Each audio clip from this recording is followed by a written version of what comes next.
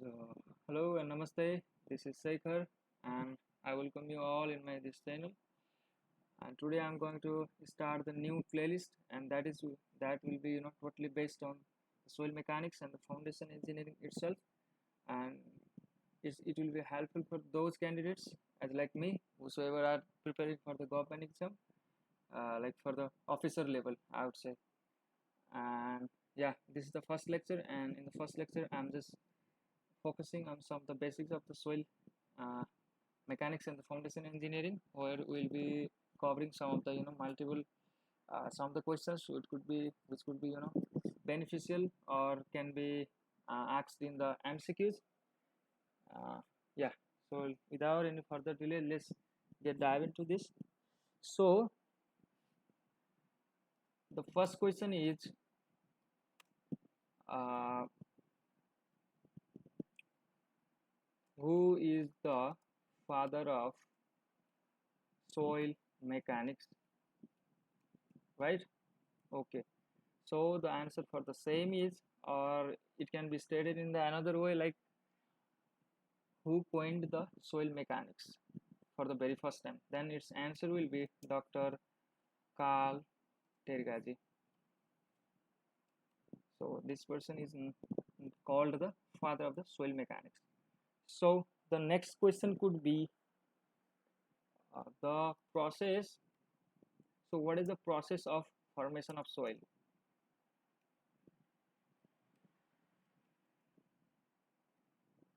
right? So the process of formation is known as pedogenesis. So forgot about the spelling. So the father of the soil mechanics is Dr. Carl Tergazi is considered the father of soil mechanics. So the process of formation of soil is known as the pedogenesis. So now we'll be heading into the weathering process. So what is weathering then? What is weathering? So what is weathering? So weathering is nothing. So weathering is nothing but simply the process, right? The process by which the soil forms when the physical, mechanical, chemical processes act upon the rock for the repetitive number of times. So this is called weathering. So it is nothing but basically the process by which the soil forms by the weathering action of action of by the weathering action of different media. So, so this is called what? Weathering. So weathering is nothing but basically the process by which soil forms. Okay. And so what is soil then? What is soil? What is soil? So in the sense of, or you can say according to agriculturist, Agriculturist. So according to agriculturist, it is defined as that portion of the soil where the plants and you know crops grows, right? So it is obvious that agriculturist means it is related to the farmers, and what farmer does is he basically does the work in the fields, and the in the fields what we generally see is like the plants and the crops, like this, nothing more than that, right? So according to agriculturist, soil is defined as this. And then if we talked about uh, if we talked about the same thing, if we have to give the definition on the basis of what? Soil mechanics. So in soil mechanics, many times I have seen this question in the MCQs. So I'm going through these questions.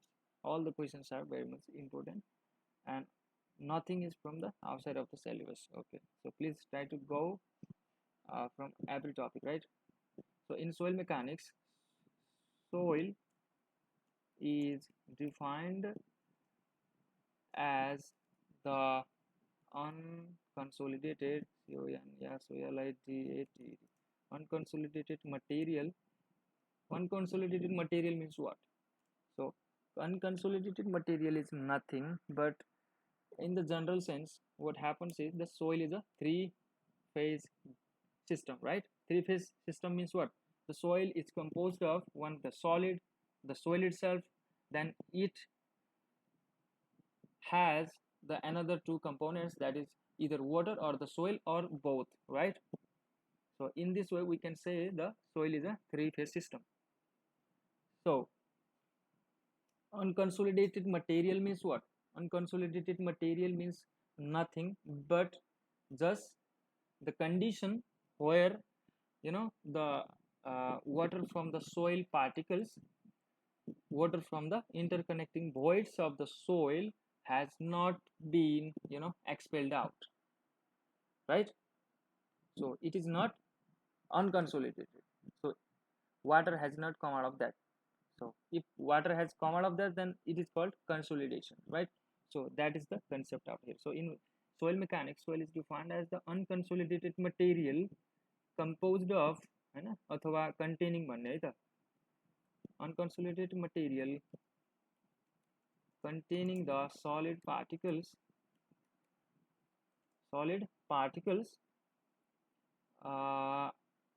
what the solid particles and is formed from, we just defined above. So FORM is formed from the disintegration disintegration of the rocks, right? So these are the options, so we have to choose accordingly. So, and that could be asked in the perspective of agriculturist, in the geologist, in the soil mechanics, or the like this. So we have to choose accordingly. So the next question could be, the soil can contain both organic or inorganic or जे पनि हुन सक्छ है त. अनि एउटा क्वेशनहरु है त, एउटा क्वेशन देखे थिए मैले कि the mantle, MANTLE, mantle layer of the earth surface is also called is के त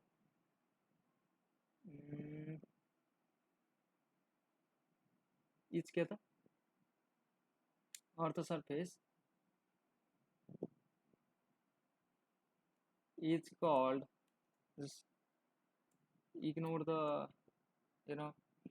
the fonts and all, just try to grab the concept. Okay, so the mantle layer of the earth surface. So earth surface को जुन चाहिँ mantle भन्छौं हैन, हामीले crust भन्छौं, mantle भन्छौं, inner core, outer core, त्यो हैन, तिनीहरु मध्ये एउटा mantle भन्ने हुन्छ, त्यसलाई के भन्छ त? is called regolith है त, RE, चलो यसमा हाल्दिन्छु इन्भर्टेड कमामा, regolith, REGOLITH. सो यो पनि सोध्न सक्छ है त कहीँनिर. मैले चाहिँ यो इन्डियन बुक्सहरुमा गन थ्रु गर्दा चाहिँ फेरि चाहिँ नयाँ क्वेशन देखेको हैन, in compared with the Nepali writers, they have never ever mentioned these things. Yeah, obviously. So the next thing is, so how does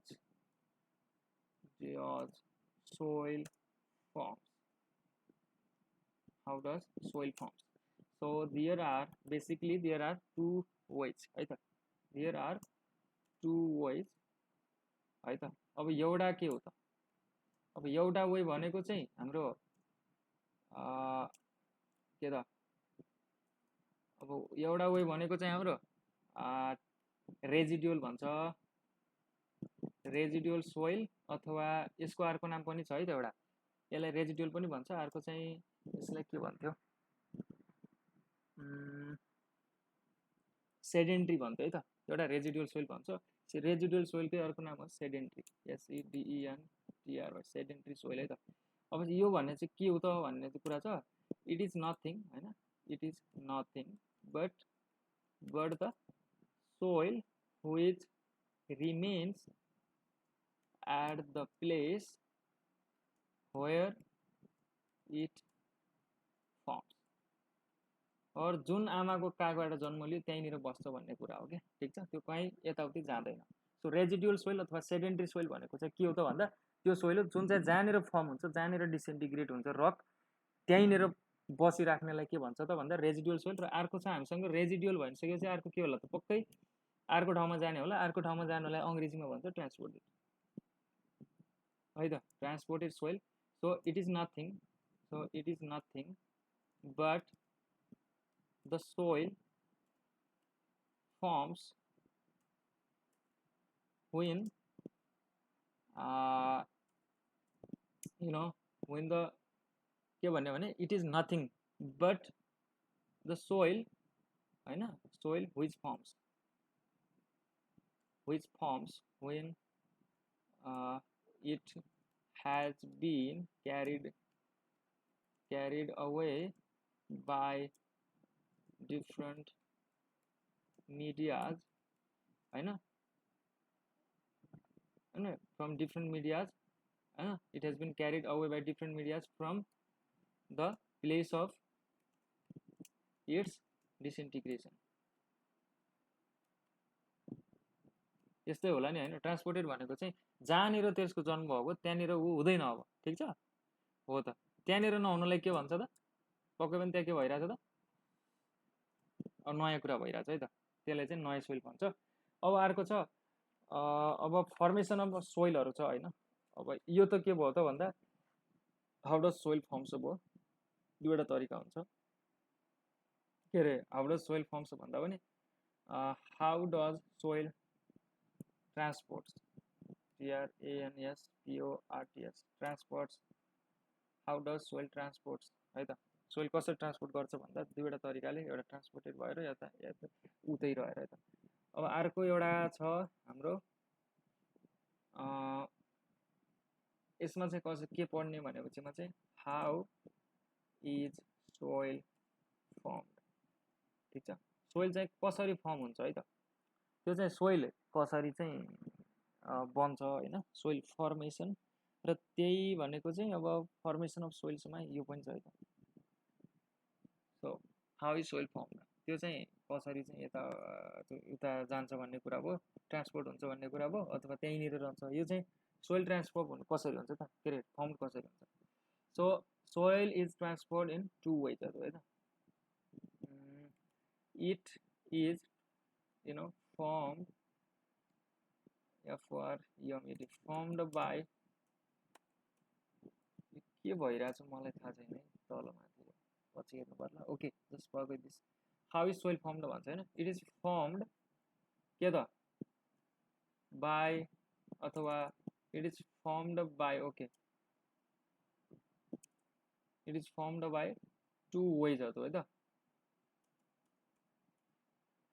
two वेजहरू है त, र तिनीहरू हुन् दे आर, फर्स्ट भनेको चाहिँ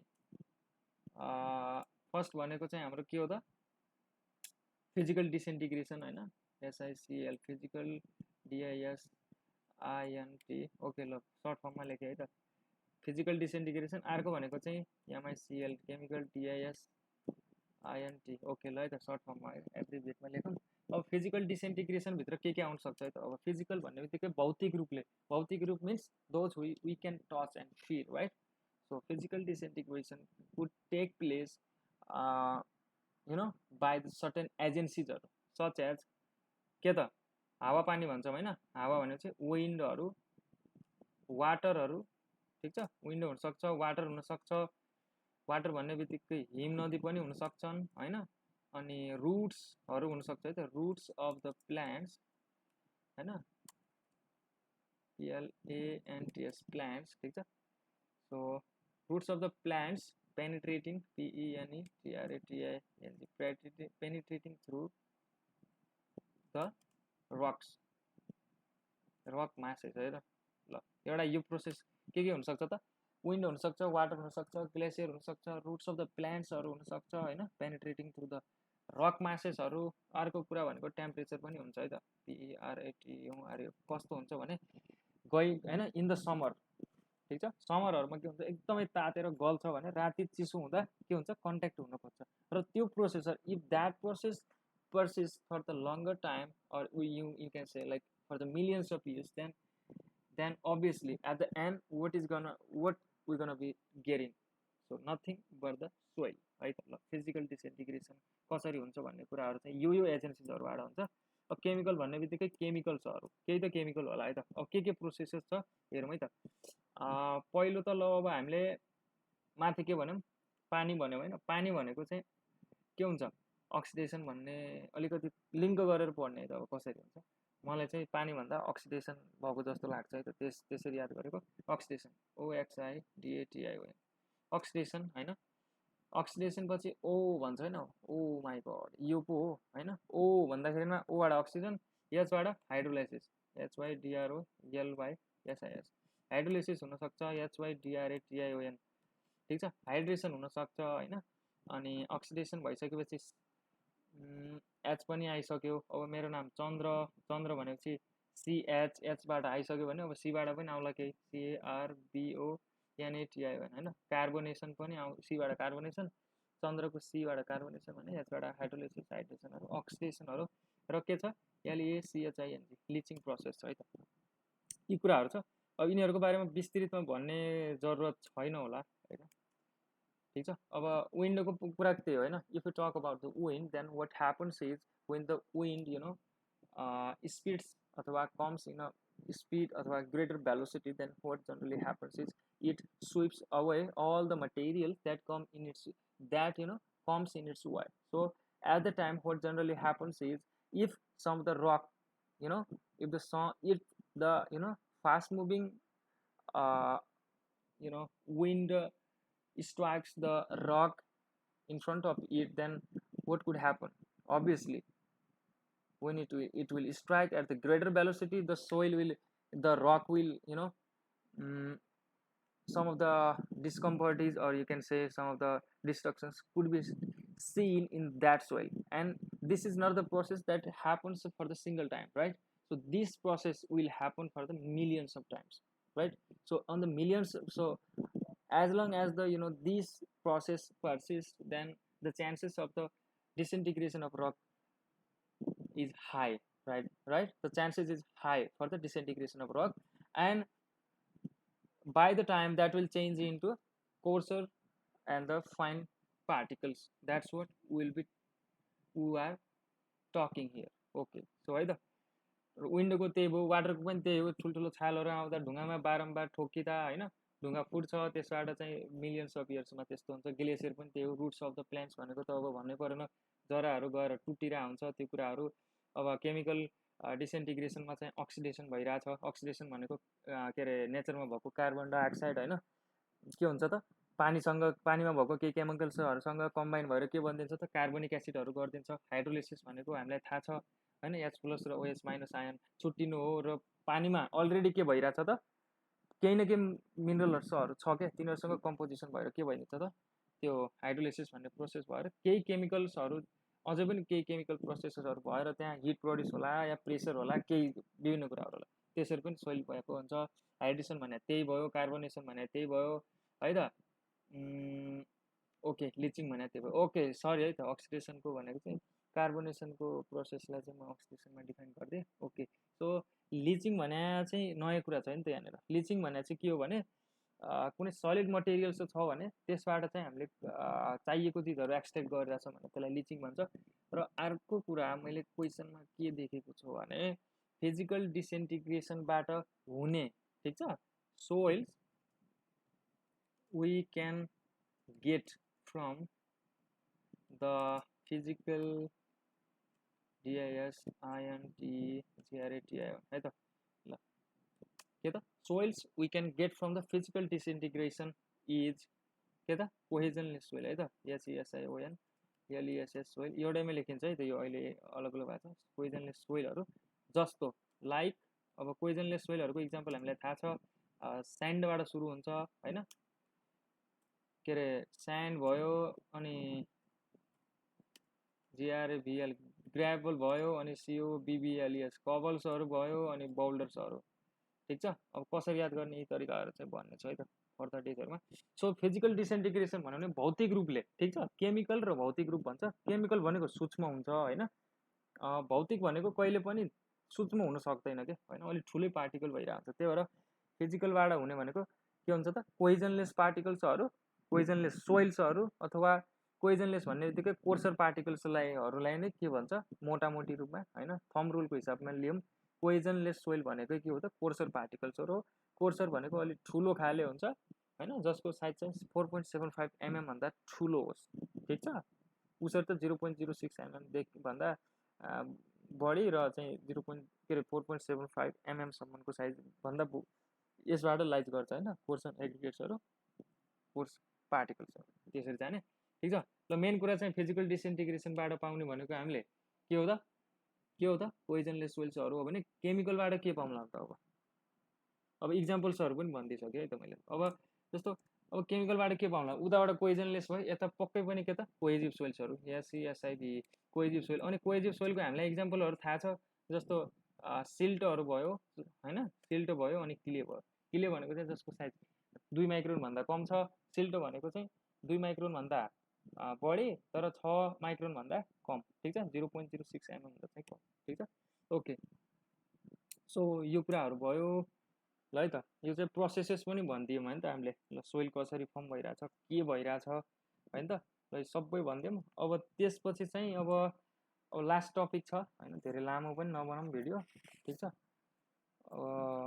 अब हेरौँ त के छ त कति मिनट भयो छ हेरौँ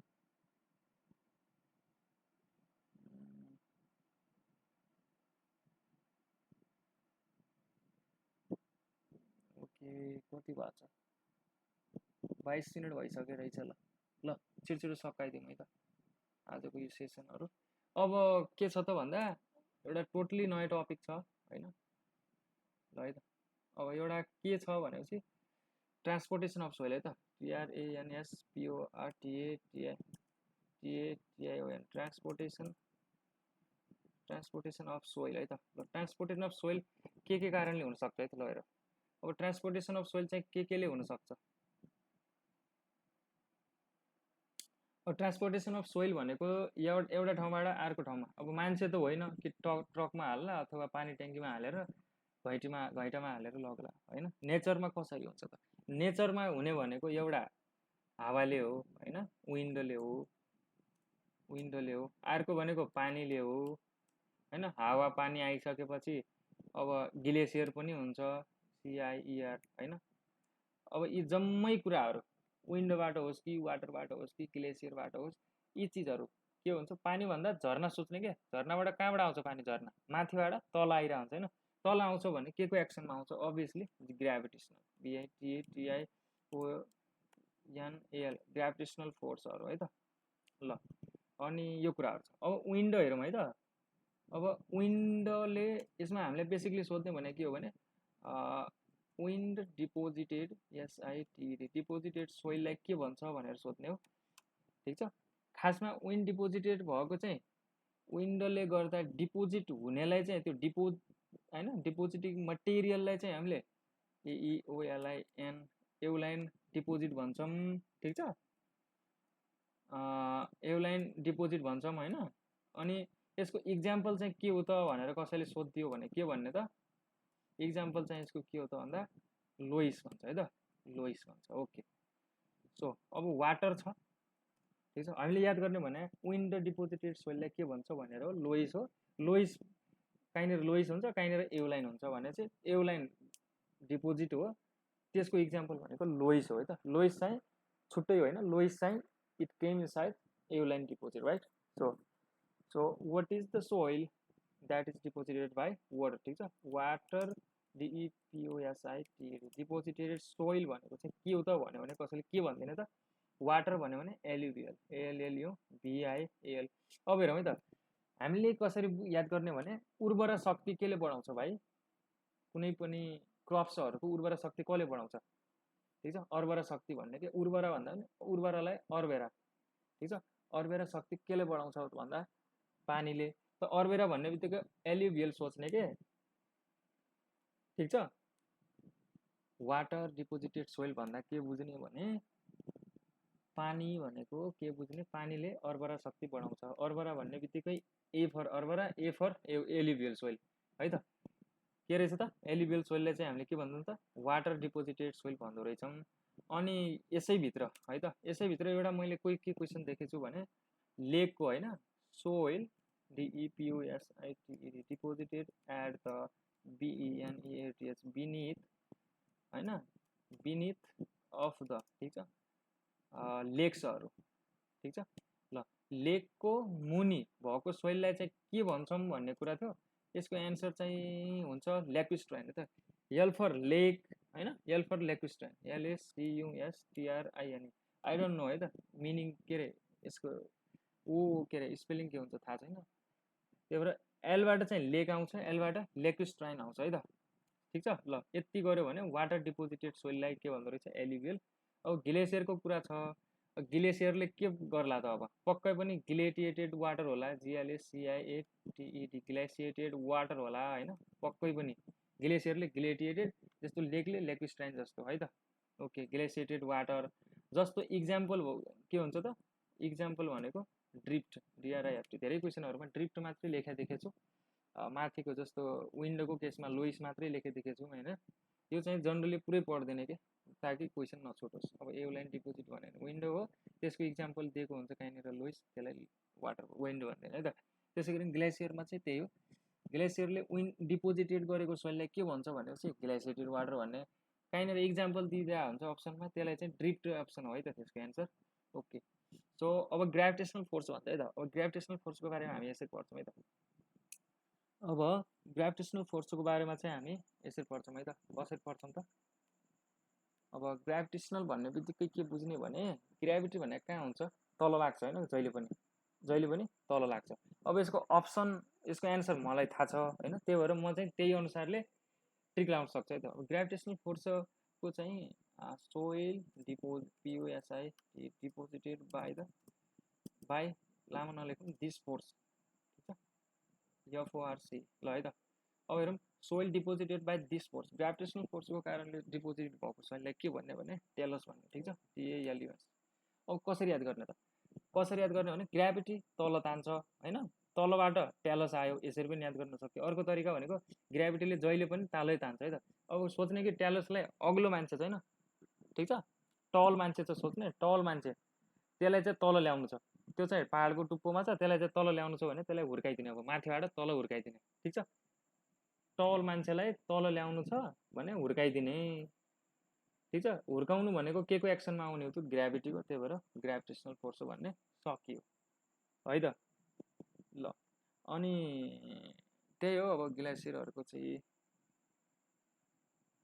पोलुभियल सोइल पनि भनेर हुन्छ है त पोलुभियल सोइलको इक्जाम्पल हो टेलस ठिक छ जस्तो उता एलुभियल भन्यो होइन वाटरमा त्यसको के अरे वाटरमा एलुभियल भन्यो भने यसमा पोलुभियल पनि भनिरहेको हुन्छ कहीँनिर टेलस मात्रै दिइरहेको हुन्छ सिओएलएलयु भिआइएल ओके क्या पोलुभियल दियो भने ग्राभिटेसनल फोर्स हो टेलस दियो भने ग्राभिटेसनल फोर्स हो ठिक छ। अब यसको कसरी याद गरेको थिएँ मैले भनेपछि चाहिँ ग्राभिटेसनलको भन्दा माथिबाट तल आउनु भने के हो त हुर्किनु हो होइन रोटेसनल भइदिनु रोटेसनल भयो भने के भयो त कोइल हुन्छ नि कोइल हो कोइल त गोलो हुन्छ होइन हो त त्यही राउन्ड जस्तै भइदियो कि माथिबाट हुर्किँदाखेरि त मान्छे के जस्तो हुन्छ डल्लो जस्तै होइन कोइल जस्तै हुन्छ र कसलाई हुर्कायो टल मान्छेलाई त्यही भएर यसरी याद गरेको थिएँ टल मान्छेलाई हुर्काउँदा तल आउँदा ऊ कोइल जस्तो भयो ठिक छ टेलस र पोलुभियल यसरी याद गरेको थियौँ होइन। त्यसै गरी अब ग्लेसियरको बारेमा पनि भयो होइन ग्लेसिएटेड वाटर त्यसलाई चाहिँ ड्रिफ्ट भन्छ अब यस्तै हो कुराहरू ठिक छ। र लास्ट एउटा टपिकको बारेमा पढ्दिउँ त्यो चाहिँ अदर देन दिस छ अलिकति ब्ल्याक कटन सोइल त BLACKCOTTON सोइल। अब हेरौँ ब्ल्याक कटन सोइलको बारेमा के छ है त कुरा। अब ब्ल्याक कटन सोइलको बारेमा के छ भने पहिलो त हामीले बुझ्ने कि कटन भन्ने बित्तिकै के हो त, it is must FABURABL favourable for the कसको लागि त, growth GROWTH growth of cottons, cotton. ठिक छ, यो चाहिँ कटनहरूको लागि युज हुन्छ हैन। यो चाहिँ के हुन्छ त, यो चाहिँ हाम्रो इट गेट्स हैन, अथवा इट हैज एक्सेसिभ EXCESSIV है त, यो चाहिँ एक्सेसिभ सोइलिङ हैन प्रपर्टी PRT। अलिकति पनि पानी भयो भने धेरै त्यो फुलिदिने के हैन, एकदमै त्यो हुरुक्कै फुलिदिने किसिम हुन्छ। त्यही भएर यसमा चाहिँ हामीले जनरली के गर्छौँ त, घरहरू नबनाउने क्वेसन गर्छ हैन, बनाउँदैनौँ हैन, until and unless some geo reinforcing are not been used out there, अथवा any type of geo technical investigations अथवा रिपोर्ट्स हैजन गन थ्रु। यदि त्यस्तो हामीले अथवा स्टडी गरेको छैनौँ भने त्यो बेलासम्म हामी युज गर्न सक्दैनौँ।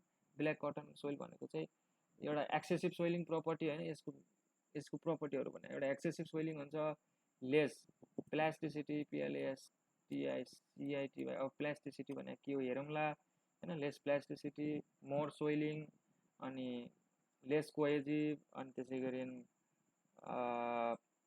अनि के छ भने हाइली कम्प्रेसेबल GHLY। ठिक छ, कम्प्रेस एकदमै धेरै गर्न सकिन्छ COMPRESSIBL। So these are the certain reasons why we always avoid constructing our building on the black cotton soil especially। So आजको लागि चाहिँ यतिकै हैन, अब भिडियो लामो भएछ जस्तो पनि लागिरहेछ। अब ल यति त भनिसकेँ, अब लास्ट किन छोडिदिने त्यो पनि गरिदिउँ है त। Geological cycle GEOLOGICAL geological cycle of formation of soil है त। ल geological process of formation of सोइलमा के हुन्छ है त। ल यो भने के हो भने सोइल फर्म हुने हैन, प्राकृतिक अथवा हैन त्यही प्राकृतिक भौतिक के अरे प्राकृतिक रूपले कसरी चाहिँ सोइल फर्म भइरहेको हुन्छ भन्ने हो। पहिलो त के हुने रहेछ हाम्रो भन्दा PARENT प्यारेन्ट रक। ठिक छ, हामीले पढ्यौँ कि रकबाटै हो सोइल भन्ने है त। पहिला प्यारेन्ट रक हुन्छ, रकमा के हुँदो रहेछ त, त्यसपछि अलिकति हावाहुरी पानी सानी लाग्यो, त्यो लाग्नु भने के हो, वेदरिङ एक्सन हो, मौसम खराब हुनु हो। ठिक छ, कसरी सोच्ने भने एउटा ढुङ्गा छ अनि त्यसको माथि चाहिँ बादल खराब भयो र पानी पर्ने अथवा हावाहुरी चल्ने अथवा ग्लेसियरै आइदिने जस्तो कारणहरू भइरहेछ। त्यो जम्मैलाई के भन्ने, वेदर खराब भएको मौसम। वेदर भनेको के हो, मौसम खराब हुनुलाई वेदर लेख्ने अङ्ग्रेजीमा है त, WEATHERING। ल प्यारेन्ट रक थियो, त्यसमा वेदरिङ हुन्छ, वेदरिङ भयो भने के हुन्छ त, प्यारेन्ट रक थियो, अब हावाहुरी पानी सानी आयो, अब त्यसमा के हुन्छ त, अब त्यो टुक्रिन्छ। अब टुक्रिनलाई के भन्छ, डिसेन्टिग्रेसन DISINTEGRATION है त। ल डिसेन्टिग्रेसन हुन्छ, अब टुक्रिएपछि के हुन्छ त, अब पहिला ठुलो ढिक्का थियो, हावाले उडाएर लग्न सक्दैन, अब सानो सानो भयो ढुङ्गाले लग्छ अब है त। अब हावाले चाहिँ उडाएर लग्छ, एउटा पिस भयो पो के अरे एउटा पिस थोरै हुन्छ, त्यहाँ करोडौँ लाखौँ पिसहरू हुन्छ है त। र तिनीहरू गयो भने कुनै पनि चिजको त एन्डिङ त हुन्छ पक्कै हैन, काहीँनिर त गएर थुपारिने हो। त थुपारिनलाई के भन्छ त, डिपोजिसन DEPOSITION अथवा डिपोजिसन, अथवा काहीँनिर मैले देखिरहेको हुन्छु क्वेसनहरूमा एकुमुलेसन है त, ACCUMULATION। ल एकुमुलेसन भनेको पनि त्यही हो है त, जम्मा हुनु। प्यारेन्ट रक थियो, हावाहुरी लागेर वेदरिङ भयो, वेदरिङ भएर सानो सानो टुक्रामा बाँडियो, सानो सानो टुक्रामा बाँडिएपछि उडेर गयो, उडेर जाने बेला एउटा ठाउँमा जम्मै थुपारिन पुगे, थुपारिएपछि के भयो त, अब ठिक छ डिसेन्टिग्रेसन भयो।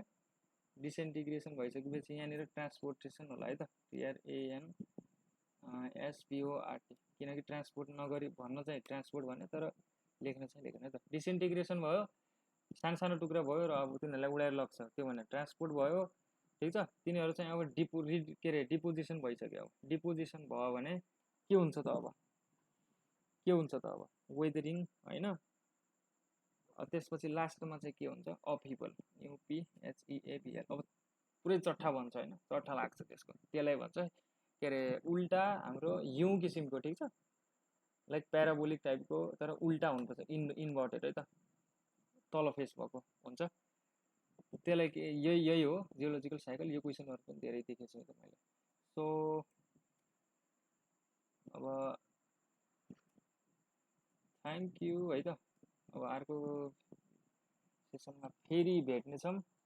अब मैले चाहिँ यो सिरिज चलाइरहेको होइन, एउटा चाहिँ त्यही एउटा यो सब्जेक्टिभमा सबै सब्जेक्टहरू कभर गर्छु म। 1 महिनाभित्र लगभग सोइलको सबै सब्जेक्ट सक्छ। तर एमसिक्युजहरू चाहिँ त्यही 6-7 दिन 6-7 दिनमा एक हप्तामा चाहिँ सबै विषयको सकिदिन्छु होइन। एउटा विषयको 1 हप्ता, अर्को हप्तामा गरेर यसो 7-7 दिनमा चाहिँ जम्मैको एमसिक्यू सकाउँछु। त्यसपछि चाहिँ अनि फर्स्ट सिरिजमा चाहिँ होइन प्लेलिस्टमा चाहिँ पहिलोचोटि चाहिँ सोइल मेकानिक्स र फाउन्डेसन इन्जिनियरिङ मात्रै पोसिबल हुन्छ होइन। त्यही भएर ल है त, ल धन्यवाद। अनि भोलि पनि फेरि भेटौँला नयाँ भिडियोमा, हेरिदिनु होला। अनि है त, ल बाई।